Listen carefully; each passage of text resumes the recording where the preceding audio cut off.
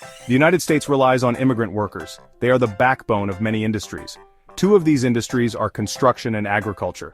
Latinos make up a huge part of these workforces. They build our homes and grow our food. Without them, these industries would struggle. Many Latinos come to the United States seeking a better life. They work hard to support their families. They contribute to the American economy. For decades, they have been a vital part of our nation's success. However, recent changes in deportation policies are putting these industries at risk.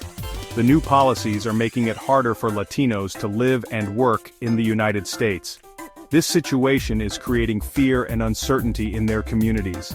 These policies have the potential to hurt not only immigrant families but also the industries that depend on them.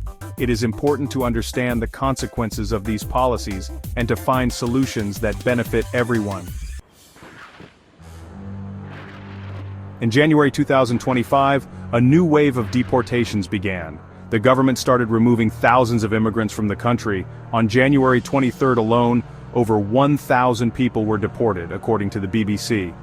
The government also started using military aircraft to deport people.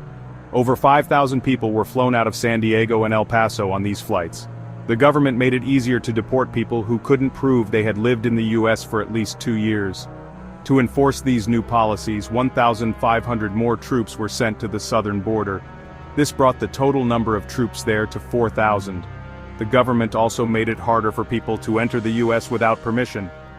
They suspended entry for undocumented migrants and stopped holding asylum hearings. These changes left many migrants stranded and desperate. The government even canceled the CBP One app, which about 30,000 migrants were using to schedule appointments. This left them stuck in Mexico with no way to enter the U.S. legally. The construction industry is facing a crisis. With almost all construction workers being Latino, the impact of deportations is severe. Labor shortages are becoming worse as more workers are detained and deported. Building projects are being delayed or canceled due to the lack of workers. This is leading to higher costs for builders and ultimately, for homebuyers. The housing market is feeling the strain, and fewer new homes are being built. The shortage of workers also means fewer job opportunities in construction. This impacts not only Latinos but also the broader economy. When there is less construction activity, there is less demand for materials, transportation, and other related services. This ripple effect can slow down economic growth. The agriculture industry is also heavily reliant on Latino workers. From picking fruits and vegetables to working in processing plants, their labor is essential. Deportations are creating a critical shortage of workers in the fields. Farmers are struggling to find enough people to harvest their crops. This means crops are rotting in the fields, leading to food waste and financial losses for farmers. Consumers are also impacted as shortages drive up prices at the grocery store. The situation is particularly dire for crops like tomatoes, cucumbers, and cabbage, which rely heavily on manual labor.